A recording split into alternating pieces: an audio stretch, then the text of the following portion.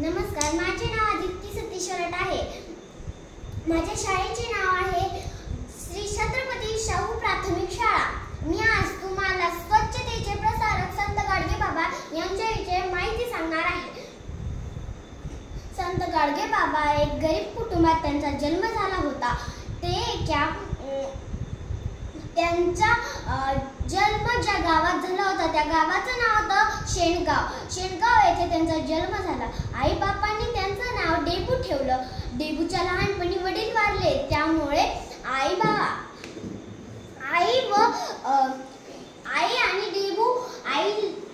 आईने डेबूला घेऊन भावाकडे येऊन राहिली। डेबू मामाच्या शेतावर खूप कष्ट करायचा।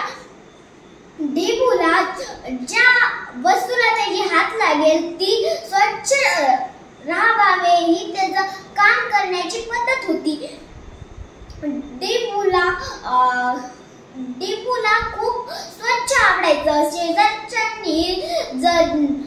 शेजारचे मांसाहारी होते, त्यांनी एके दिवशी बोकड आणलं होतं। बोकडाचा वास आल्यावर संत गाडगेबाबांना खूप राग आला। त्यांना ते आवडत नव्हतं। प्राण्याचा जीव घेणं व माणसांना हे करणं। त्यांनी हे सांगितलं, आपल्या पायात जर काटा घुसला तर आपल्या आई सुईने व टाचत पिनाने काढताना आपल्या डोळ्यातून पाणी निघतं, तर त्या प्राण्याला मारताना त्याच्या डोळ्यातून आसूच्या धारा निघताना आपल्याला का दिसत नाहीत रे। आईने आपल्या पायातला जरा थोडा जरी वळला तर आपल्या डोळ्यातून इतके आसूचे धारा निघतात, तर त्यांच्या प्राण्याचा जीव घेतल्यावर आपल्याला आसूच्या धारा का नाही येत हे मला समजत नाही। आसूच्या धारा कधीही मारतानाच येतात का? आपण प्राण्याचा जीव का घेतात? आपण शाकाहारी असलो तरी जमतं ना, मांसाहारीच का होतो? त्या प्राण्याला पण जगायचं असं हवस असते ना।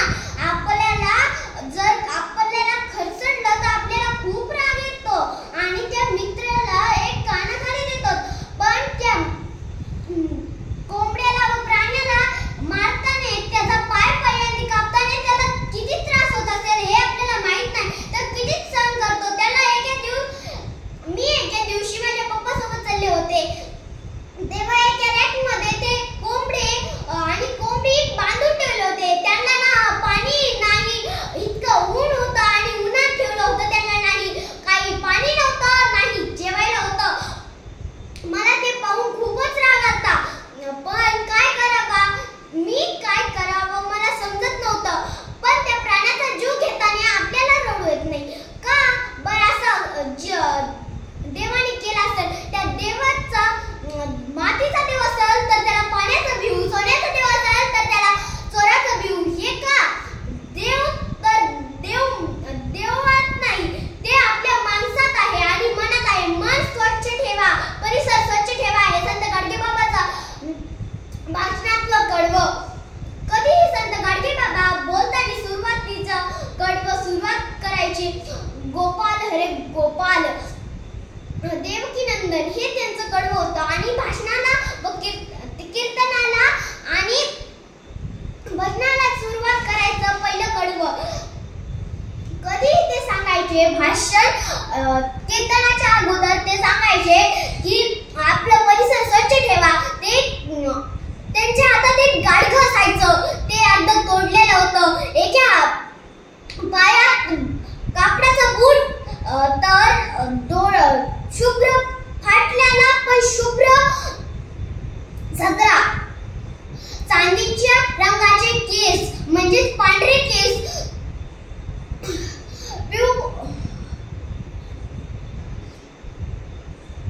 एका हातात काठी व एका हातात तुटलेले मटकं।